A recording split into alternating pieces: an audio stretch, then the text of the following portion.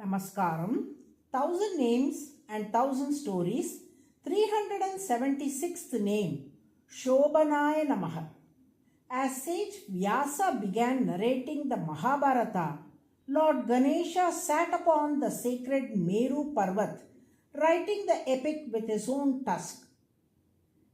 It is a celebrated tale passed on through generations with reverence.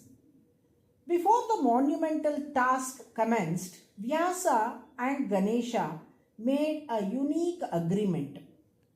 Lord Ganesha stipulated that Vyasa must recite the verses without pause, and if he stopped, Ganesha would cease writing.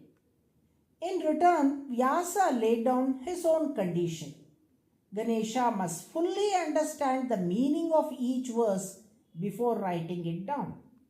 Thus, with a mutual respect and a shared sense of purpose, the sage recited and the deity inscribed, creating one of the greatest epic known to the humankind. After reciting 1,000 shlokas, sage Vyasa would begin to feel fatigued. In such moments, he cleverly composed verses with intricate and layered meanings. These shlokas appear to convey one meaning on the surface but revealed a deeper significance upon careful interpretation. As a result, Lord Ganesha had to pause and reflect deeply to grasp the true essence of each complex verse. This brief interval gave Vyasa the much needed time to rest and regain his composure before continuing the narration. Thus, in every 1,000 verses of Mahabharata, sage Vyasa would insert a complex and intricate phrase. These challenging phrases were known as kuttu in Tamil. As the Mahabharata contains 1,00,000 shlokas, it is said to include 100 such kuttus. One example of such a kuttu occurs in the episode where the Pandavas live in incognito during their stay in the kingdom of Virata. While the Pandavas were living in incognito in the kingdom of Virata, Duryodhana launched an attack against King Virata. In response, Prince Uttara Kumar set out to face the Kaurava forces, accompanied by a woman named Brihannala, who was in truth Arjuna in disguise. As the battle began, Brihannala unleashed a torrential shower of arrows upon the Kaurava army. Astonished by the unmatched archery skills of the woman, Bhishma turned to Drona and asked, "Who is this woman?" Though Drona recognized that it was none other than Arjuna in disguise, he did not reveal it directly. Instead, he responded with a cryptic shloka, one of the kuttus, concealing the truth in a layered language. Adijalam Keshavanari Ketuhu Nagatvyo Nama Nagari Sunuhu Yeshangana Veshadarah Kiriti Jitva Vayam Neshati Chadyagavaha. The superficial meaning of the shloka as recited by Drona seems incoherent at first glance. It appears to say, Nadi Jalam Keshavanari Ketuhu Nahavyayo Nama Nagari Sunu Yeshangana Veshadaraha. Nadi Jalam, river water. Keshavanari Ketuhu, a woman associated with Keshava. Nahavyayo, Nama, named Naga. Nagari Sunu, the enemy of Naga's son. It concludes with a puzzling message.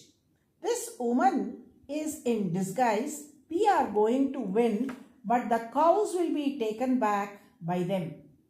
At face value, this rendering does not convey a clear or logical meaning. However, The brilliance of Vyasa's composition lies in the layered phrasing intended to mislead if not interpreted correctly. The shloka must be split differently to reveal its true meaning. Instead of reading it as Nadi Jalam Keshava Nari Ketuhu, it should be read as Nadija Lankesha Vanari Ketuhu. Now the verse unfolds with a rich meaning. Nadija, son of the river, refers to Bhishma, the son of Ganga. Lankesha Vanari Ketuhu, one whose flag bears the image of the Vanara monkey who destroyed the Ashokavana of Lankesha, refers to Hanuman, and thus this line points to Arjuna, whose chariot bore Hanuman's image on its banner. NAMAH Nama, one named after a tree, alludes to Arjuna tree, again linking to Arjuna. Nagari Sunu, son of the slayer of the mountain's wings, refers to Indra, who clipped the wings of mountains. As the son of Indra, this again points to Arjuna. Yeshangana Veshadaraha, he is in the guise of a woman. Kiriti, another well-known name of Arjuna, referring to his crown. The shloka concludes that he will defeat Duryodhana and reclaim the stolen cows. Thus, while the surface meaning appears obscure, the deeper interpretation revealed through careful resegmentation and context clearly identifies the warrior as Arjuna disguised as Brihannala, who will achieve victory. Thus, sage Vyasa would insert a kuttu, a complex and a layered verse, at the end of every 1000 shlokas. This compelled Lord Ganesha to pause and reflect deeply, giving Vyasa a brief moment to catch up with his breath. Intrigued by the precision with which each kuttu appeared after every 1000 verses, Lord Ganesha once asked Vyasa, "How is that you are able to place a kuttu so accurately after every 1000 shlokas?" Vyasa replied with humility, "Before composing each kuttu, I would mentally offer salutations by uttering SHOBHANAAYA NAMAH to the Lord.